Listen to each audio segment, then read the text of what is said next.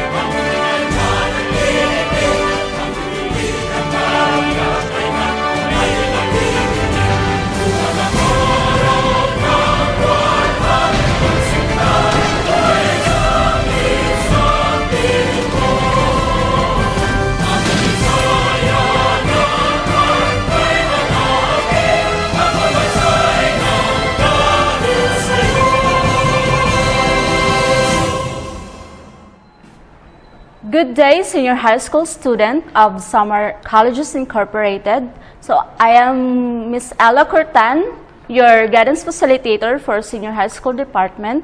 So I am here to introduce our speaker for today. He is a graduate of Bachelor of Industrial Technology, major in Architectural Drafting. He is a ministry head of the SRI Youth Department of Harvest Church, an ACFIL Speakers Bureau for the implementation of Moral Recovery Program, and a PNP Life Coach. Please welcome Mr. Jesimar Havelosa. Hi everyone, good day. Welcome to our Moral Recovery Program for Values Formation. And before I start, I would like to acknowledge and thank those people behind this program. And I believe that we are all grateful to have this kind of program to our students, especially to senior high school, because today we'll be receiving some inputs and informations how to be morally aware to ourselves. And yes, I would like to say thank you and acknowledge to our President, Sir Rit Cesar Picson. Sir, thank you so much. Also to our Senior Vice President, Dr. Padilla and Dr. Guerra. Thank you so much for having me. To our very active and supportive principal for senior high school, Mrs. Maria Elena Arambala. To our guidance director, Mrs. Michelle Diaz. To faculty and staff of Summer College, thank you so much for having me. Also for inviting me to speak. Thank you so much to Ma'am Ella Cortan and Ma'am Jessa May Canes. Of course, I would like to thank to our ACFIL family for letting me do this. And also to Harvest Church, to our pastors, Pastor Robert and Pastor Wilma, for the blessing nga makag-conduct kita sa ganyan klaseng speaking engagement. Thank you so much. And it's an honor and privilege to be able to share things, to share my ideas about specific things about our students, especially to teenage people we are facing right now. And so today we will be dealing with some teenage issues. How are we going to make solutions for our young people today, especially to our senior high schools who are struggling with different issues in life? And I'll be giving you some points later on how we can overcome these issues for our teenage people. Now to start to our topic, I will give you some issues, or let's just say mga major nga mga issue nga ginaagihan na natin mga young people today. And I have here, I guess this is very rampant these days. So according to the latest data from the Philippine Statistics Authority, which revealed that Filipino minors who gave birth in 2019 increased to 62,510 from 62,341 in 2019. This is the 9th consecutive year that the country has reported a high and the rise of teenage pregnancy. While there are no accurate statistics available, it is estimated by the Dangerous Drugs Board as many as 3.7 million in the Philippines are dealing with drug addiction just a year 2016, and 65% of it came from our young people. According to UNICEF, in 2018, the Philippines published findings from the 2015 National Baseline Study on Violence Against Children indicates that the children and youth aged 13 to 24 years old experienced high levels of physical violence. We have 64% of it, psychological violence 61%, and sexual violence 22%. Last, we have peer violence, which gives us 65% of it. On the other hand, we have the rate for commercial sex was reported among children and youth aged 15 to 24 years old. 62 domestic and cross-border trafficking of women and children for sexual exploitation continues, with 1,465 victims of trafficking assisted in 2015, and sex tourism reportedly on the rise in the year 2016.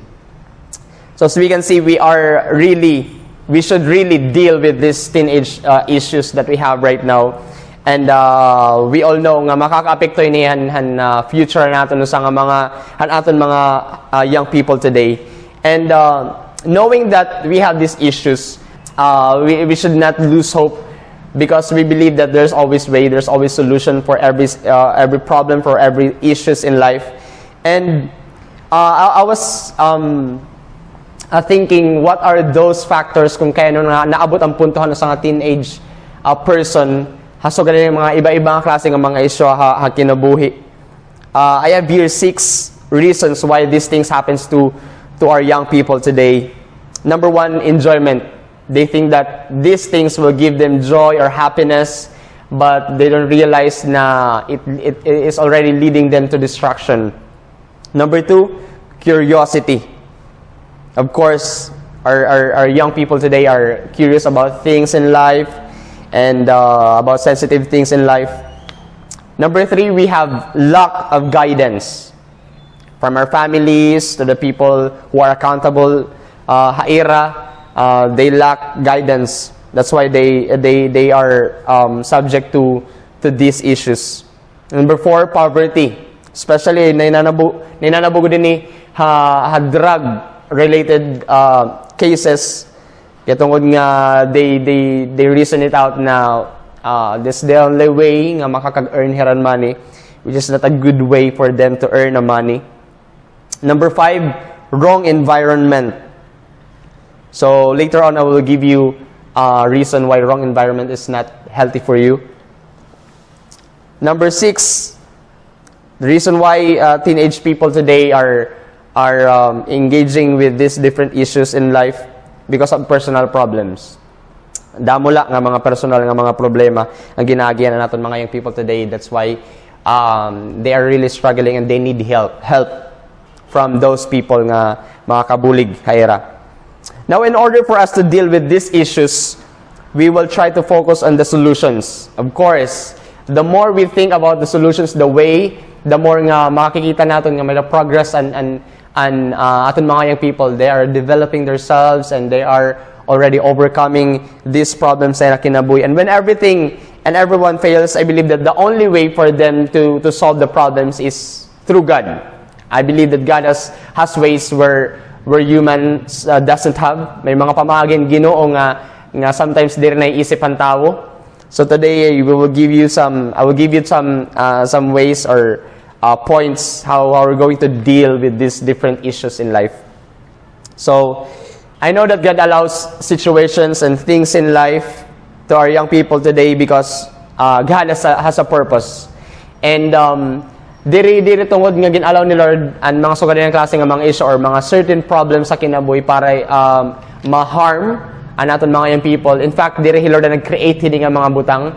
In fact, He just want to take advantage of these things so that He can present more His good plan, His good will to each and every one of us, especially to our young people. We are living in these days where religions, beliefs, and differences should be set aside and focus on the morality and values of our young people.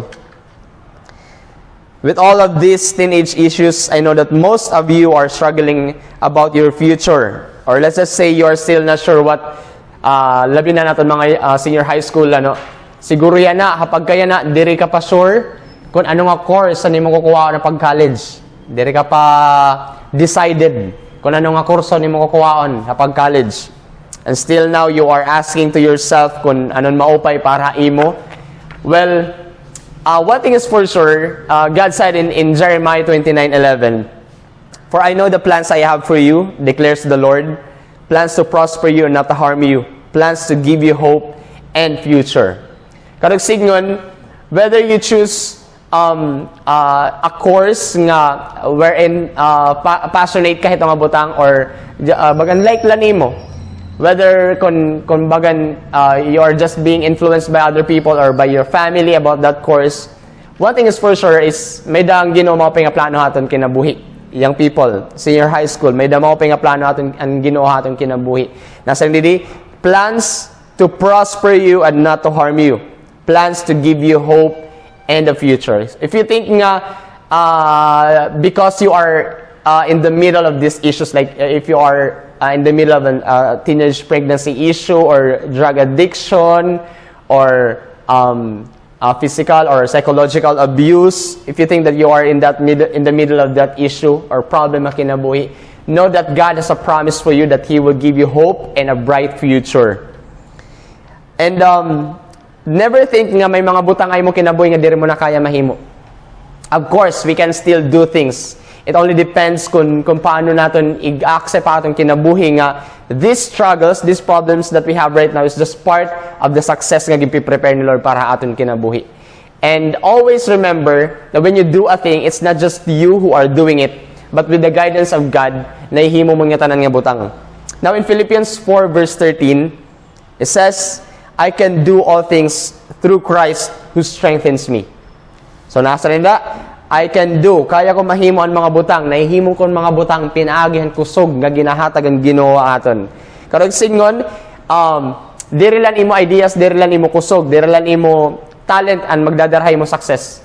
It's God alone. He ang mismo magbubuli because He is the one who supplies your ideas, your strength, para mahimo nimo, for you to be successful person.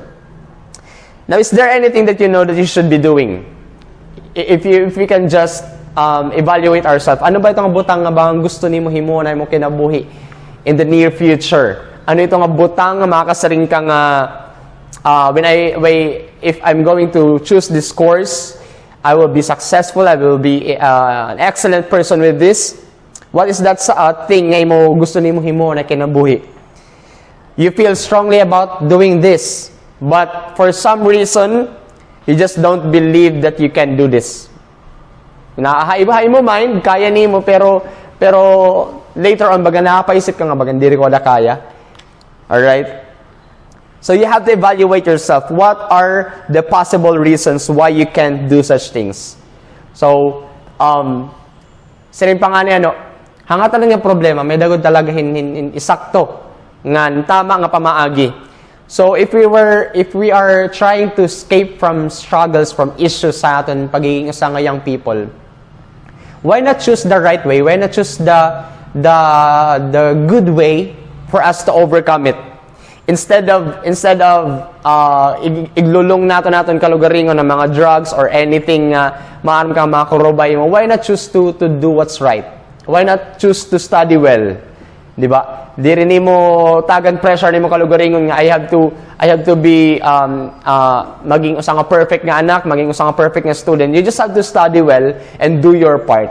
I believe in that way, pag focus ka mo pag-eskwela, and that way it gives you more a way para diri ka may lead nga to nga mga different issues sa kinabuhi. You need to learn how to convince yourself to do something and gain a stronger belief in yourself that you can do things in life with the guidance of the Lord. Now, maybe the reason why kung kaino diri nimo hastayan na bagan diri ka pa diri mo pa napipicture out kung ano nimo course ngayon mo giniisip, because you are considering a lot of things. You're considering different issues again, and not just issues but also habits. You think nga diri ko din mahimo kay tungod diri ako maeskwelahon, diri ako maaramon, like when we say nursing, giniisip dayon naton nga of course, katanan man nga course, di ba? Pero pag saringan kita ng nursing, kailangan mo din maaramon ka good, kay kailangan mo admin, engineering, and all. But there are more factors kung kaino natin diri na himo or diri kita nakakapilihan aton kurso nga gusto makuha kapag college. Now we have laziness. Evaluate yourself. Di natubtuban, gaano nakakusugan mo laziness sa imo kinabuhi na young people. As you evaluate yourself, makita nimo nga being lazy will not be a help for you. It's not healthy for you. Kaya diri nato nahimon mga butang gusto nato nahimon, because we are bagan kulang kita knowledge about it. You are lacking in the knowledge of it. Number 3, you have no inspiration or motivation. Diri mo kailangan mag-uyab dayon because senior high ka pala. No nga ani mo parasite kang pwede yung mama. So, ani mo pag-eskwela kang pwede yung parents. So, ayaw lang yung pag-uyab-uyab. This is an encouragement from your kuya. Not just a life coach, but singunta nila kuya para mas madali natin ma-receive ano. If you're looking for inspiration or motivation, you can look at your parents, to your family. Ani mo na mismo pamilya. How are you going to repay them in the near future? Are you going to repay them with different issues sa imong kinabuhi, mga problema ba't imigahatagera or success? Alright? Number 4, kaya diri mo nimo mahimo ang mga butang nga gusto nimo himon because of the wrong mindset, unbelief to yourself. You have to believe in yourself, believe in the ability that God has given to you. Last factor, I believe nga dako ini nga butang kung kaya diri nimo nahimo ani mo mga gusto mahimo kinabuhi or baga naghihindiray mo magkuhan itong course because of the wrong environment nga gusto nimo upod-upod na lang barkada ngadto. Of course it's good, but you have to be wise also, kasi diri na pag-abot ng college diri na to about ang barkada hayla. Kailangan nimo isipan na nimong future, what's going to happen in the near future after 5 years from now or 6 years from now. Ano na nimo pagkita nimo kalugaringon. If you think that you are in a wrong environment, you need to leave that kind of people in you. So, if you will focus on the negative things, you'll definitely end up in a negative life. It will discourage you, it will frustrate you, it will hurt you, it will lose your hope. But if you will focus to what God is saying to you, nasa yung ginawa kanina nga, I have a plan to prosper you, not to harm you, to give you hope in the future. If you're going to focus on what God is saying to you, you will be more encouraged and motivated to pursue life because you know that you have a good future ahead of you. God is offering you a good plan for your life. It's for free. It's a free gift na ginahatag ang Ginoo. All you have to do is to put that in your mind nga ang Ginoo may damaopay nga plano akong kinabuhi. I don't need to focus on the problems. I don't need to focus on my failures or my issues nga akong ginaagyan niya na. I just need to focus on the promises that God has given to each one of you. I want you to remember this. The reason why we have future in life because God says you have hope in it. Kaya ano nga kailangan natin tuuran nga ang Ginoo naghatag aton in maupay nga future aton kinabuhi because ang Ginoo naghatag nagbutangin paglaom hito nga butang. All right? So if there's no hope, there's no reason to exert effort, time. There's also need or there's also no reason to pursue future. Kaya maram ka wala paglaom. But God said that I'm going to give you hope. I'm going to give you future. Now, hay mo environment yan, the people that surrounds you right now. If you think that there are people nga kaya nila mahimon mga butang nga ira karuyag, why not think of it nga kaya mo lat ito himoon? The same way kung paano nila mahimulat ito nga mga karuyag nila himoon na kinabuhi. Diba? Now, another thing for us to deal with teenage issues is with the help of our family. I believe that our family is playing a big role in our life. Family is the most important and valuable gift that God has given to us.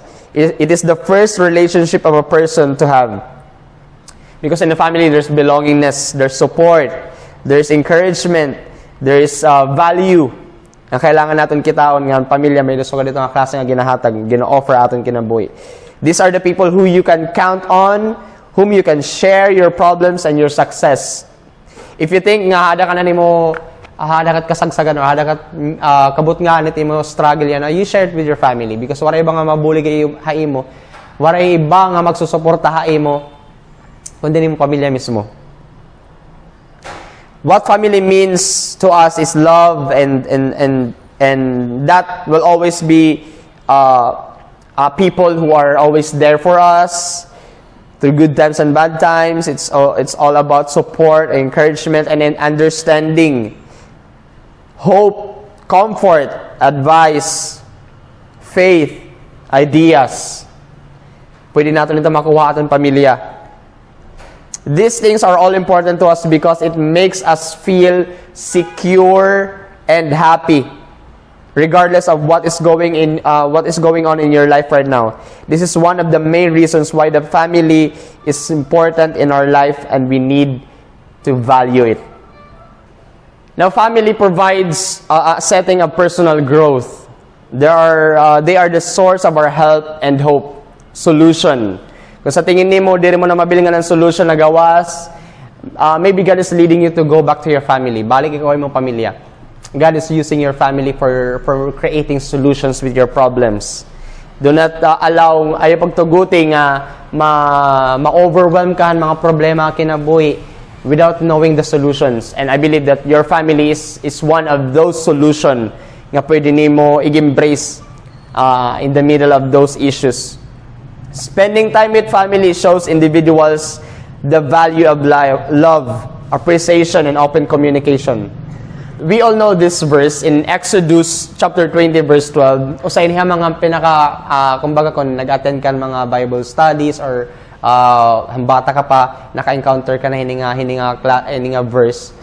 In Exodus 20 verse 12, it says, "Honor your father and your mother, so that you may live long in the land the Lord your God is giving you." When you honor your father and your mother, there's a promise in it. Nasa rin ni Lord, you may live long life in the land that your God is giving to you. Karag singon, kung gusto nimo maupay ang kinabuhi, isakto ang klase ang kinabuhi, you need to honor your father and mother. You need to honor your family.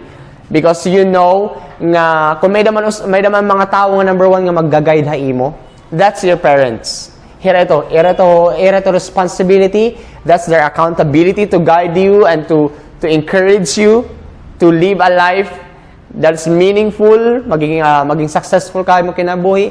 That's why ang rason kung kayo papaskwela kanira yana, kay tungod nga gusto nila magkamera kan mao pa nga kabubuwason. Hito pala, dako nito nga bulig, dako nito nga pamaagi para makita natin nga may solution ang kinabuhi.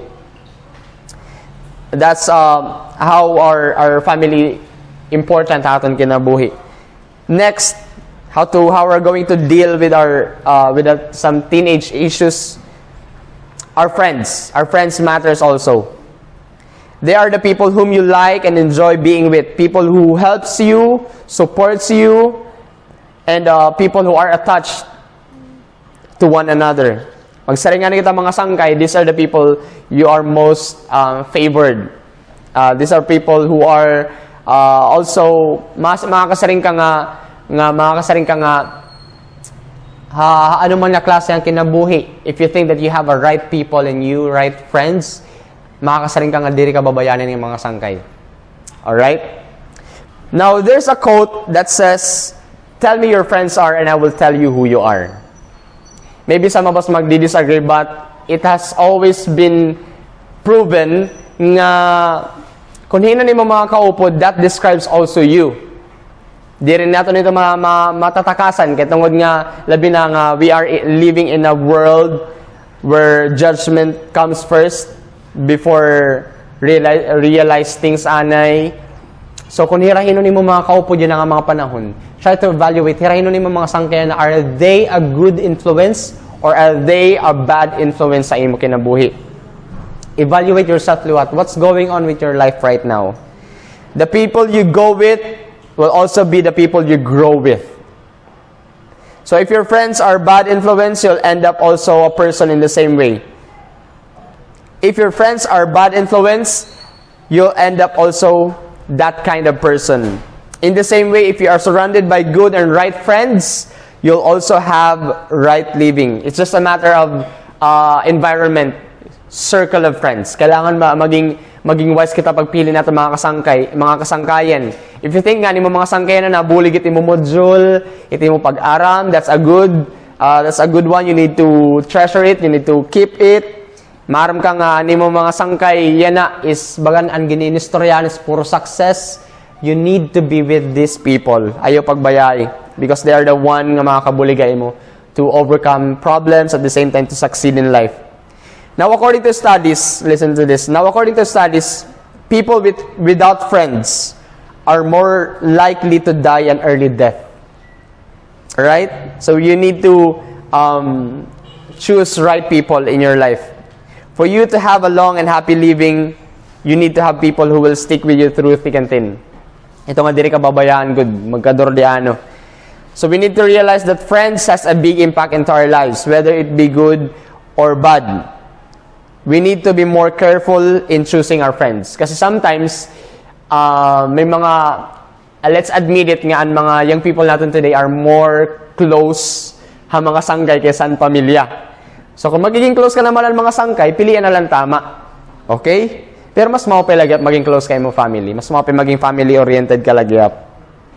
Kaya sometimes ang ating mga sangkay, nag-fail, nagkukulang, and wala kita mga dadalaganan kundi ang ating pamilya. So, remember that you are who you hang around. You are who you hang around. Now, in 1 Corinthians 15:33, God is reminding us about this, that bad company corrupts good character.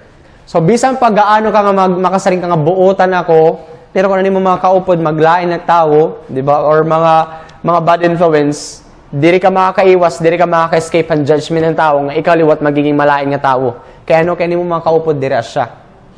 Alright? So, bad company corrupts good character. So you need to let go of those people nga makakasaling ka nga they are not good for me, they are not the right people for me. And the reason why sometimes may mga tao nga tatanggal ni Lord ha aton kinabuhi because gusto ni Lord igsulod ang mga right people, right friends ha aton life. Para mag-guide ha aton, mag-support ha aton ang mga goals naton ha kinabuhi. Remember, good friends will help you see and understand your future. Kung ano mo sangkaya na nakakaintindi ko ano mo mga ginihimo yan na mga gine-exert nga effort, like you are focusing on your studies, nakakaintindi tira nga mga butang nga imo kinabuhi, they are a true friend, a good friend of yours. So kailangan mo ito i-keep. But wrong friends will just destroy your focus in pursuing your future. So yan na pala, isipan na, o rotrohon natin ito, yan na pala, isipan na kung hirayin na mo mga sangkay. Are they helping you to pursue your future or are they destroying your future? Proverbs 18 verse 24, the Word of God says, there are friends who destroy each other, but a real friend sticks closer than a brother. Paano ka makakasaling that you have a real friend kung ang trato na nihain mo is baga ng bugto? So, God neto tayo mo kailangan pagkita. Or so, God na dapat ito natin i-evaluate natin mga kasangkayan. So, to deal with teenage issues, with the help of God, of course, the most important help that we can have in life, I believe that you can do things for your future. With the help of your family, you'll find belongingness and support. With your friends, having a better environment with right people in that surrounds you, I believe nga makaka-overcome ka ng mga sugad na klase ng mga issue kinabuhi.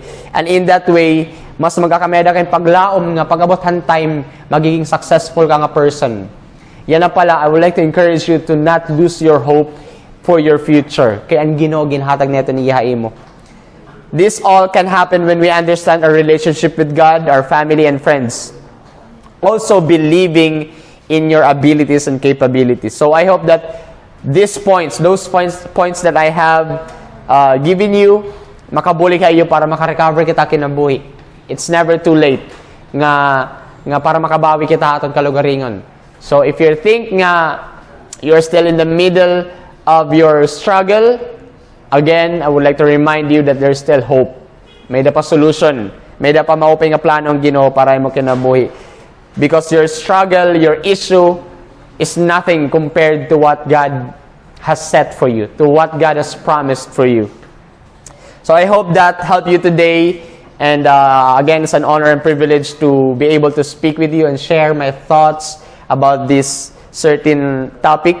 And I am grateful to be part of this moral recovery program and Summer College. Thank you, and God bless you sa senior high school students. And I hope nga one of you mamit ko in the near future nga successful na kinabuhi. So that's it. God bless.